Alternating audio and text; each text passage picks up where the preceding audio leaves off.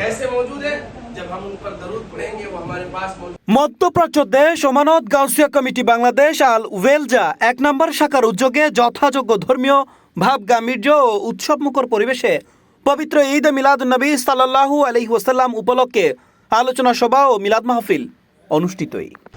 আল ওয়ালজা Gausia committee ১ নম্বর শাখার উদ্যোগে বিগত বছরের ন্যায় আমরা এবছর পবিত্র ঈদ মিলাদুন্নবী উদযাপন করেছি। আলহামদুলিল্লাহ শতভাগ আমরা সাফল্য হয়েছি। আগামীতে আমরা এটা ধারাবাহিকতা বজায় রাখবো।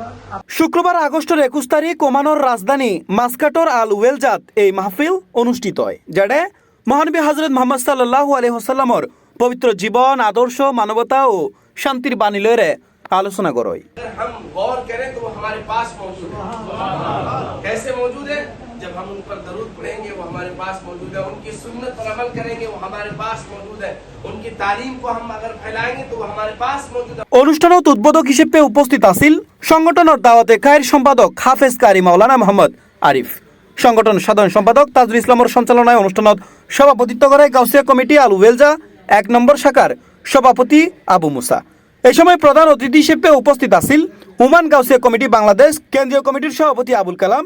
বিশেষ অতিথি হিসেবে আরও উপস্থিত আছিল কেন্দ্রীয় কমিটির সহসভাপতি আব্দুল মতিন, সাধারণ সম্পাদক শামসুল ইসলাম ও সাংগঠনিক সম্পাদক মোহাম্মদ ইয়াকুব।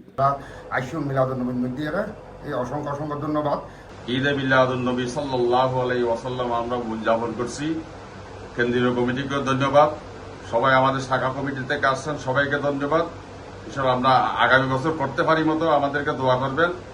ধারাবাহিক আর সামনে গরিব তারিফানি আর আল্লাহ দোয়া করিবেন অর্থ আর্থিক মানসিক দিয়ে বেয়াগুলো সাহায্য সহযোগিতা করিবেন। এই সময় বিশেষ বক্তা হিসেবে বক্তব্য রাখে মাওলানা ওয়াসিম আকরাম আল কাদরি। অনুষ্ঠানত আহ্বায়ক হিসেবে আরও উপস্থিত আছিল সংগঠনের সহসভাপতি শফিউল আজম।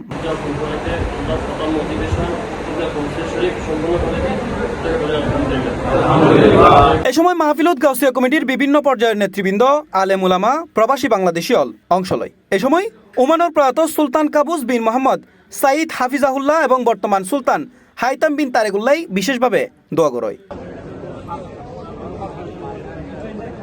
এবং শেষে উপস্থিত অতিথি ও মুসল্লিদের মাঝে বিতরণ করয় তাবারুক। C+ TV, Chittagong.